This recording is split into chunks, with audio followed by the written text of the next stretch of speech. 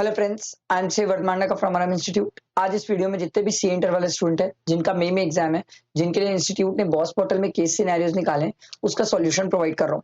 ये 10th case scenario है, इससे पहले मैंने 9 सॉल्व करा दिए, तो ध्यान दो, फ्रेंड्स को शेयर करो, बहुत काम की चीज है सर। मैं इसको स्टार्ट करने से पहले एक छोटी सी इंपॉर्टेंट बात आपके साथ डिस्कस करना चाहता हूँ, बहुत इंपॉर्टेंट है सर। पता है बहुत सारे लोग डिमोरलाइज्ड है, बहुत सारे लोग फ्रस्ट्रेटेड है, बहुत सारे लोगों का पढ़ने का मन नहीं कर रहा है, मैसेजेस आ रहे हैं मेरे पास स्टूडेंट्स के, क्या करें कैसे करें सर, ये वो बहुत दिक्कतें स्टूडेंट फेस कर रहे हैं। मैं आपको एक चीज बताता हूँ सर, देखो सिंपल, आपके पे पास और फेल के बीच में एक ही चीज खड़ी है, वो चीज है सर कि आप अपने आप को स्ट्रेच कितना करते हो। जो स्टूडेंट लास्ट टाइम में अपने आप को स्ट्रेच कर देगा ना सर, वो पास हो जाता है। जो स्टूडेंट यहाँ पर थोड़ा सा लापरवाही कर दिया, उम्मीद छोड़ दिया, या नहीं यार नहीं हो पा रहा है करके करा, तो सर जितनी उसने मेहनत की ना सब बेकार हो जाएगी। मैं मानता हूँ सर, कोई चीजें टफ मतलब आसान नहीं है, कोई चीजें मैंने भी देखा है सर, बहुत टफनेस है, और मैं खुद भी फेल हुआ हूं तो ये वाली फीलिंग समझता हूँ। बट सर, डर जो होता है ना, वो डर आपके अंदर जो था वो मेरे अंदर भी रहता था। बट अगर ये डर से निकल के हम फाइट नहीं करेंगे तो कैसे करोगे बताओ। ऐसे तो नहीं हो पाएगा कि आप बैठ जाओ और आराम से पास हो जाओ, ऐसा तो नहीं होगा। You need to give efforts. मैं भी दे रहा हूँ, आप भी दो ना सर, साथ मिलकर एफर्ट्स देते, स्ट्रेच करो ना सर। चाहूं तो मैं भी सवेरे 7 बजे से क्लास के शाम के 7 बजे के बाद आप लोग के लिए ना रिकॉर्ड करके डालू सर, मेरी भी आवाज देखो। बट मैं आपके लिए कर रहा ना मेहनत, स्ट्रेच कर रहा ना। क्यों आप नहीं करना चाहते मेरे को ये बताओ। करो स्ट्रेच, एफर्ट्स दो, आएंगे अच्छे results.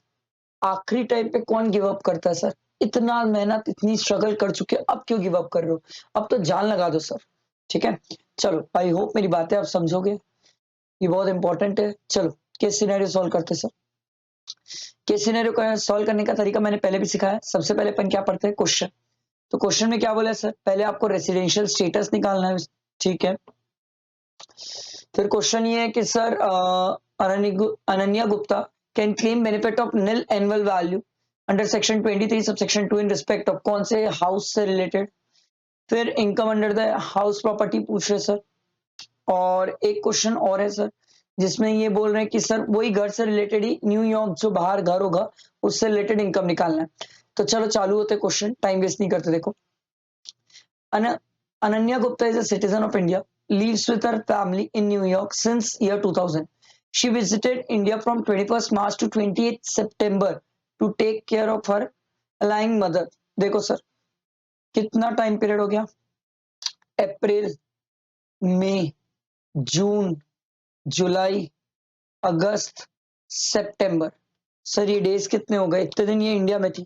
30 plus 31 plus 30 plus 31 plus 31 plus 28, sir ये आ रहे 181। Oh my God sir, 181 days हुए सर। तो 181 डेज हुए तो दिक्कत है सर। क्यों सर, विजिट का केस है, विजिट के केस में हम 182 डेज देखते हैं सर। ये तो 182 डेज भी नहीं हो पाया।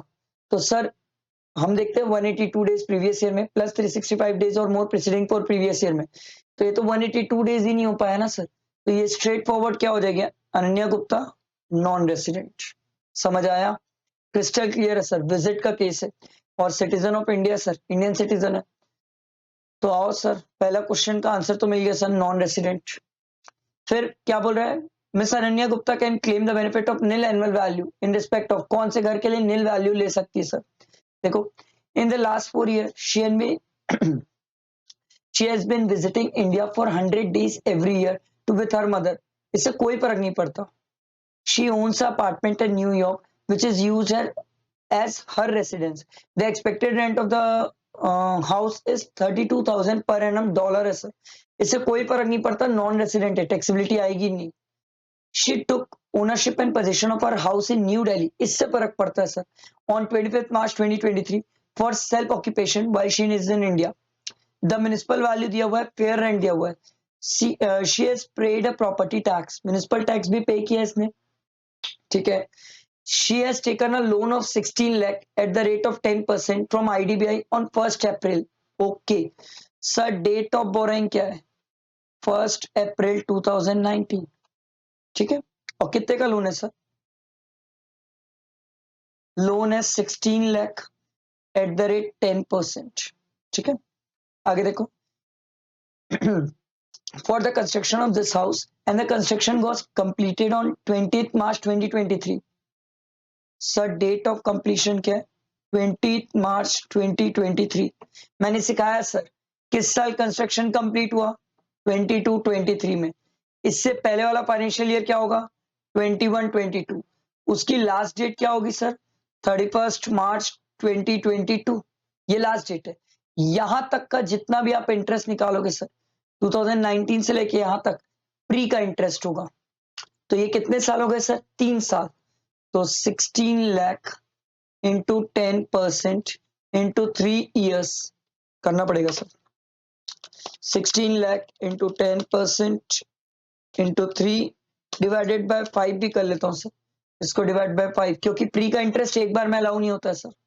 96,000 प्री का इंटरेस्ट प्लस पोस्ट का इंटरेस्ट कितना हो जाएगा? 1,60,000 क्योंकि करंट ईयर का इंटरेस्ट तो इतना ही होगा ना सर। तो टोटल कितना आ जाएगा? 2,56,000। ठीक है, ध्यान दो सर आगे। No amount has been repaid to no amount has been paid towards the principal repayment so far. The house is vacant for the rest of the year. अरे वाह, घर खाली था तो सेल्फ ऑक्यूपाइड है।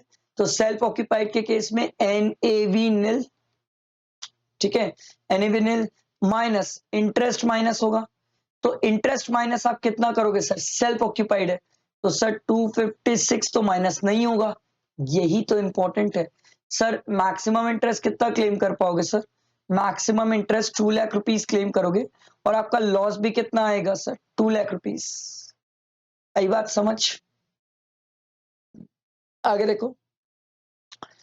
She has a house property in Mumbai which was sold on 28 March 2023. In respect of this house, she received an arrears of rent of 3 lakh. The amount has not been charged to tax earlier. Arrears of rent, very simple.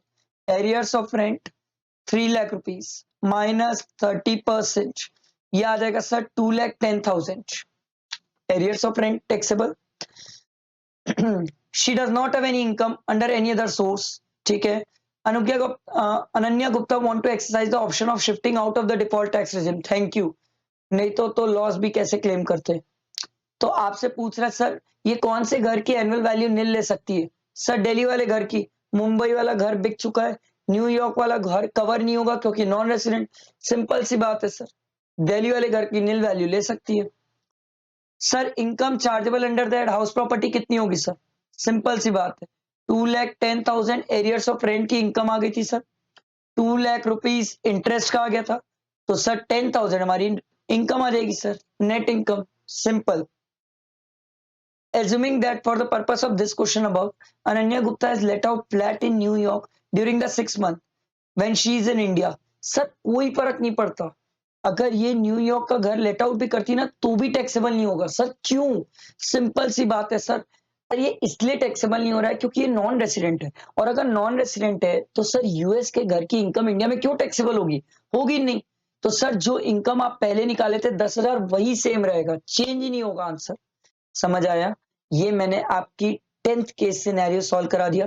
जितने भी case scenarios हो रहे हैं उनके PDF मैं Telegram में share करते जा रहा हूँ सर। ठीक, इसके आगे भी केस सिनेरियोज बचे।